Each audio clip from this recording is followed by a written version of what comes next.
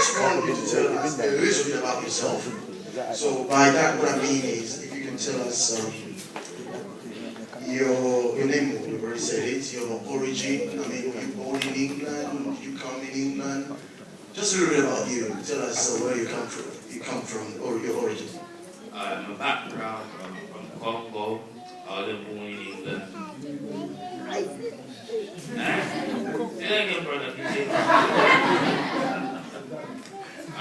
Obviously, this is my life, you know, so I just want you guys to show me a bit of respect. So, yeah, like I was saying, I was born in Congo. I came in this country now when I was 12 years old, and we came, me and my sister. So, yeah. Okay, so where exactly did you live when you came from Congo? What happened? Yeah, where did you live? Obviously, I came in England to find a better life, because my country is like a third world country, so it's like kind of poor and there's war and destruction and all that stuff. So we came in England so I can study and better myself and my family. Okay, I just wanted to know, did you actually achieve what you wanted to achieve as, you know, when you came into this country? So I'm talking about short term, when you came, what happened? How did you start life? Obviously, when I first came, I was happy to be in, especially England. So I went to school and everything, but just because I couldn't speak English properly, so kids would like taking the mick out of my son, making jokes out of me and stuff. So, and it just got really bad. And until one time, I thought, you know what, I have to defend myself. So, by defending myself, that means that the bully, I had to fight him, and obviously, I got the best, beat him up. And then, I didn't know this yet, but in this country, apparently, when you beat someone, people like you. So when I beat him... Are you trying to say, is that real? If you beat somebody, people like you? It's not real, but when I was a kid, when I first came in, I thought it was real, because people used to make jokes out of me every day. But once I beat him that time, and everyone started showing me respect, and like, I used to have like people following me around, like, they were good for everything. So I just, so when you say respect, what do you mean by respect? Like, cause people like, I don't think it was like true respect, because I brought like fear into people, so people fearing me. So it like allowed me to have my way, so whatever I wanted to get done, it would get done, because they were scared of me. Okay, so sorry. Respect. Oh, okay, sorry to interrupt you, but that's what you were told. So basically, what you're saying is people were fearing you. You were putting fear into people. So that is what you translated it, and you know, in this term, respect. Yeah. So actually, it was not respect. It wasn't true respect. No. Okay. Okay. Fantastic. So, why then you decided to give us a testimony? I mean, what happened after, after that? Obviously, I wanted just to give a testimony because, like I said, I got carried on as well. I got carried away with the fun and everything. Like people showing me fake love that I thought was real, and then unfortunately enough, I got caught selling drugs, and I went in prison for like 2 years. So see, when I was inside prison, everyone that I thought they were like my friend that was showing me love, girls and everyone. When I was in prison, obviously, they were sending me mails, sending me money, but as time went through, people just forgotten about me, and the only people who was there were my family and like my proper friends, like my friend from school, like the good friends that wasn't doing stuff that I was doing. They was the only people that would support me when I was in prison, and that's when I realized. So, okay, that is very good, but it was a little bit. You went quickly into it, but I really wanted to know. I think many would like to know as well. How did you get into, selling drugs? I don't think it just happened like that. Yeah, like I said, so from school everything changed. I had respect, and then I got carried away, like I said. I used to live with my sister, very much she was young as well.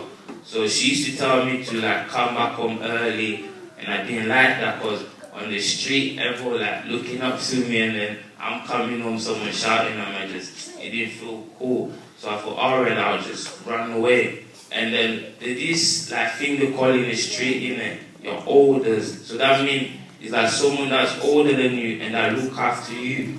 So when I decided to run away, I went to live with my older. And then when I started living with my older, then he told me like, right, you have to make money now. So I thought, cool. And then I started selling like petty drugs first, like cannabis. And then when I started selling cannabis, and I thought like, yeah, I need more money. Then I moved to start selling cocaine and heroin. Okay. Oh, sorry to interrupt, but I think we've got enough people. What is said already about life in the street is enough.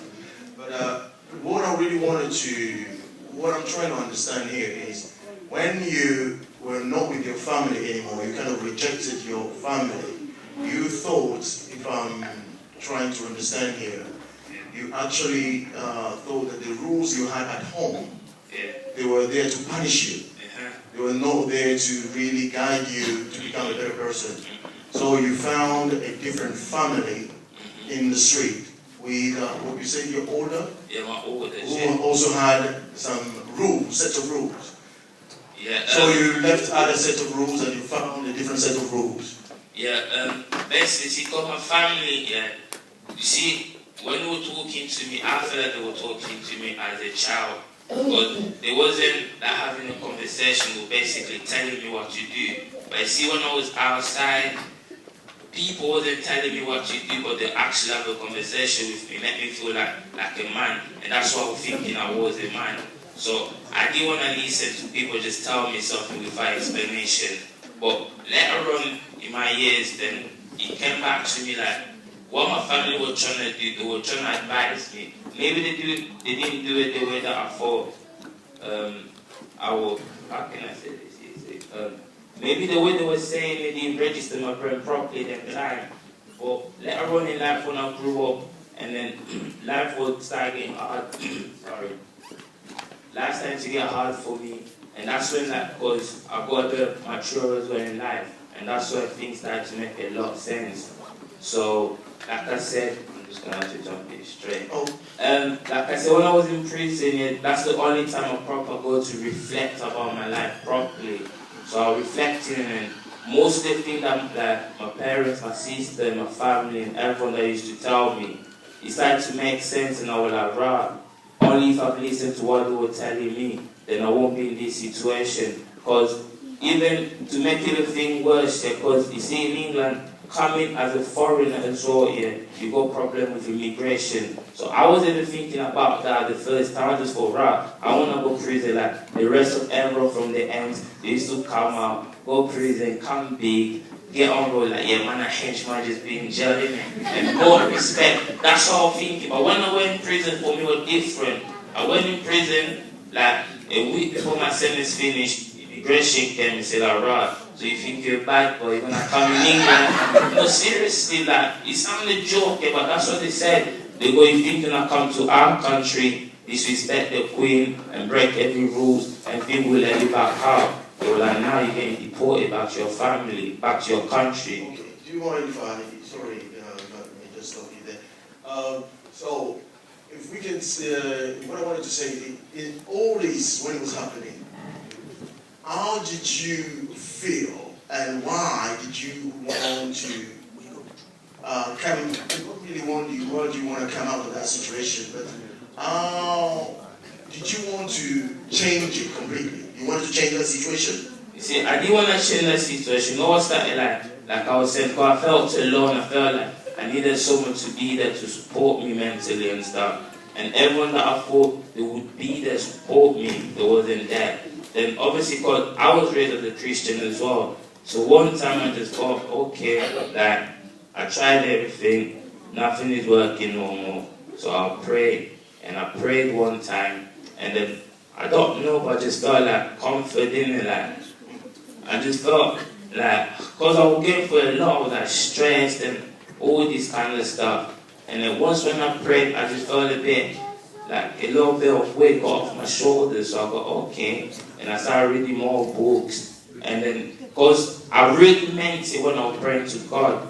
And God actually listened to me as well. So, like, He was showing me a lot of signs. Like, I'll ask Him, like, a question. And I would just meet, like, because you see in prison, sometimes we get, like, random people that come to speak to you, and we call them, like, a probation officer and stuff. So they'll come to me, yeah, because you see probation officers, some of them, they try to help you, but some of them don't. But this time, I was praying so much to God, yeah. One time a probation officer just came to me, and then that really answered my prayer while I was asking to God, innit? And in that moment, that's when I realized, yeah, God is true. There is a God.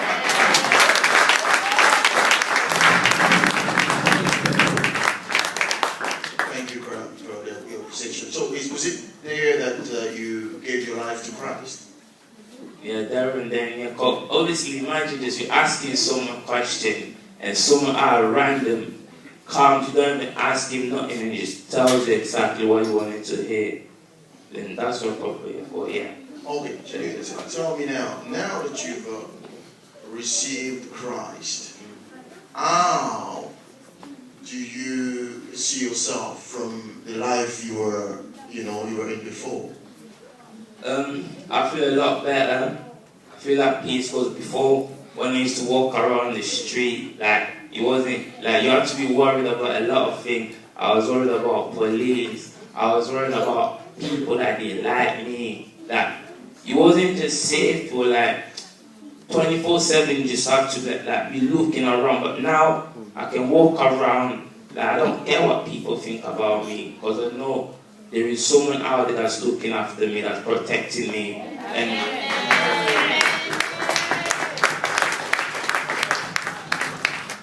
yeah, and then I don't have to, like, make a lot of money just not buy a brand name. I can just wear anything. Because before, like, if it wasn't something big, I wouldn't wear it, because I was thinking, nah, that's not cool. But now I can wear anything. Like, when I mean anything, like, even the Primer top or Rocky, I don't care. That's what we're looking for, the true happiness. And that true happiness only comes from God. Because you can, I don't know, you can buy all this other stuff. Like, in that moment you feel great, but there's always a hole every single time. But now, like, oh, much better, yeah. So, I can a little bit testify with what you're saying. I remember one day my tax disc finished in my car, and I didn't realize it. But I had to go somewhere quickly, and when I realized that, I was like, oh, let me just go quickly. So I was watching all the time as I was driving along, as the police said. So there was no peace in my house. So, yeah, I can.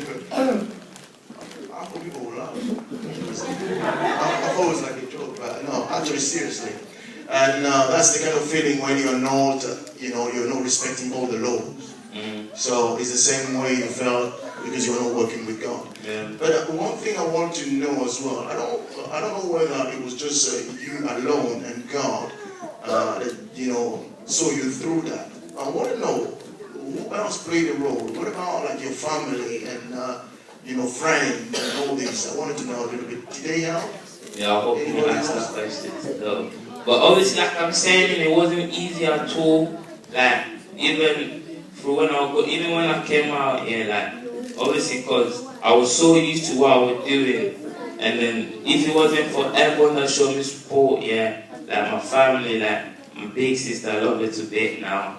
Like, she always been there for me, no matter what. Because even came to a point here that I told her, like, sis, I want to have a word with you, and then she came.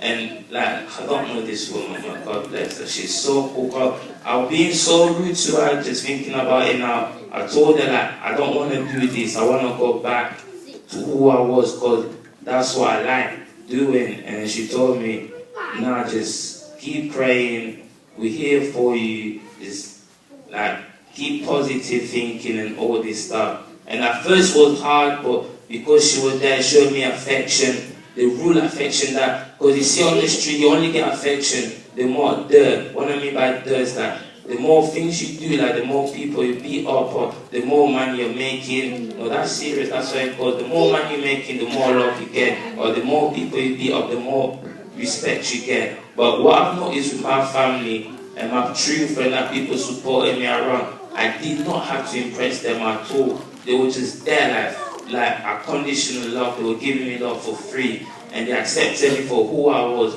I didn't even need to put on an act. I didn't need to have money. I didn't need to have good. They were showing me love and support. And because I had that love, and then I felt like, right, I'm not even working hard for this love. And why am I gonna go back to like trying to impress people, like trying to be like just too much in for now? And then through their love and support as well. And the thing that they were telling me, that's the only thing, if like you don't can relate to my life here, the only thing that the message I can give you from the bottom of my heart here is listen to what your family tells you, because you might think that like it's not cool, but they're really trying to help you, because people out there, they don't care about you. They're only there because you got something they don't have. Once that thing you got, once it's gone, believe me, they're gone as well. I've seen it happen to me. I don't want no one else to go through what I've been through.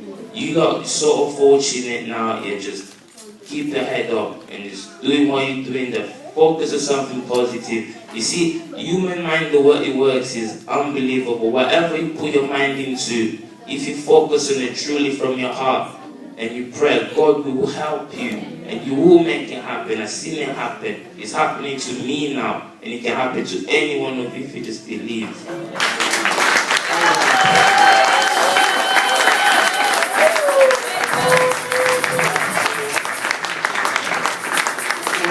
Was that wonderful? The last part, I wanted actually to ask Brother Alga to give us a recommendation of what he was expecting, what he wants others to do, or just an advice. He took, he just saying everything without even asking a question. And I believe, I'm gonna allow you to speak soon. Do you guys think that probably he should just take over from Pastor on Sunday and preach? Because that last part was wonderful. It was so wonderful. So people have got some questions. I will allow 3 people to ask only 3 questions. I've seen one hand out there. If you can ask, if you give the microphone. I'll allow only 3 people, sorry. Brother, you see the people that you called older, like they were looking up to you, looking after you. You see when you was in prison, they were there for you, like they was helping you as well. You see, my older didn't even help me. The people that really helped me, it's like a long chain. I look up to people and people look up to me as well. So the people that really show me support, they were people that are looking up to me. My oldest at first just give me money, and that's it, because I wasn't there and I wasn't making money for them. I was no use for them. And then obviously things happened to them is on the other way, but like the way I expected them to look after me when I was in there, I didn't get that love that I was expecting, and that made me realize a lot. And that's when I thought, now they're not like what I thought they was still. Before we started, I said that God's not in the game of changing who people are, but changing what people do. So would you say that the reason that you got saved from your old ways is so that you can go back and get the other guys that you would call man back from the street? That's a good question as well. What I would say, like God said in it, everyone got talent in it, and I know my talent was that I'm good at organizing stuff and making structure.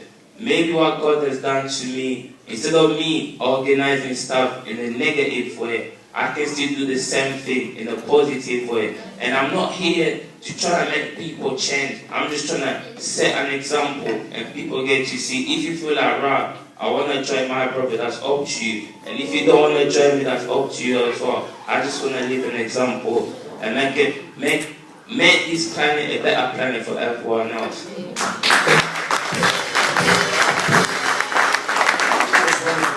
One last question, quick one, and you answer it with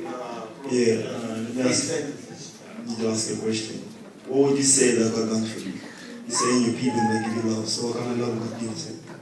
The kind of love God gives me. God gave me peace. He gave me happiness. That's the only thing I can say. He gave me peace and true happiness.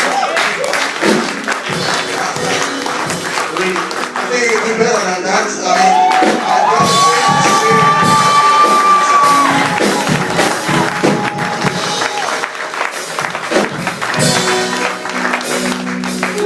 Thank you very much. Thank you very much. One quick thing, and then I will speak a little bit. I just want to say one quick thing here, because I can see a lot of people might have questions and you might be shy because there's too much attention. When the service finished, I'll be just around here and you can come and talk to me and I'll talk to you on the level. That's good. I think this guy should be a pastor. He explains things better than it takes over.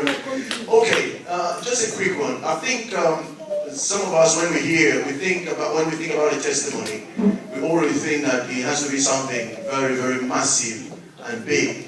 But for most of us, I think all of us who are Christians, who are in the Lord, I don't know, there are so many terms of disciple of Christ that can, mention so many things.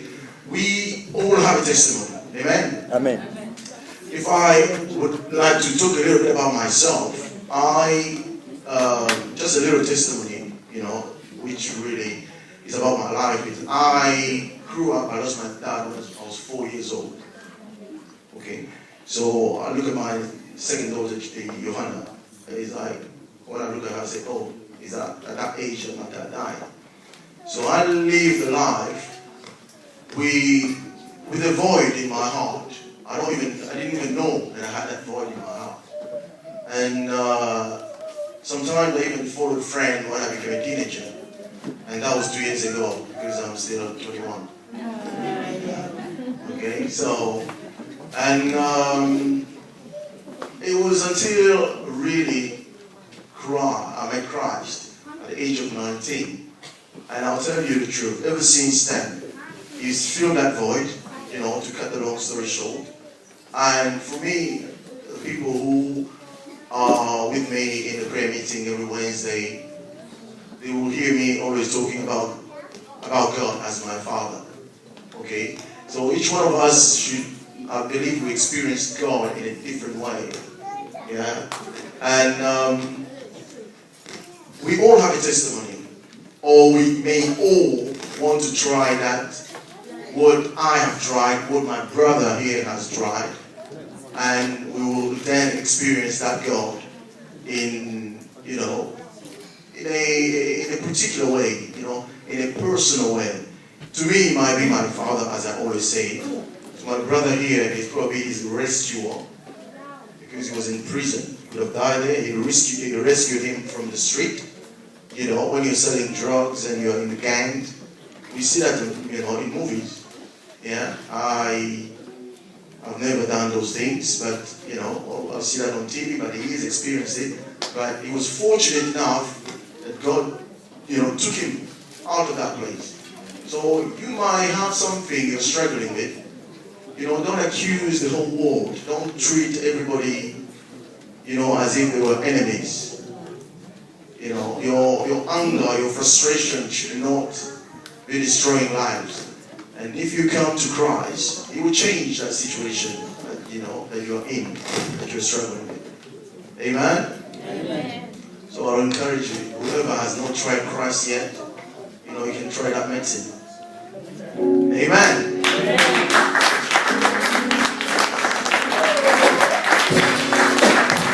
Let me get that number freeze. Let me get that number freeze.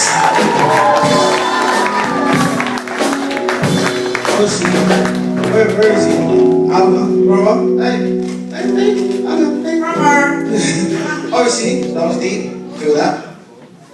So obviously we're going to lighten up the mood a bit with some praise.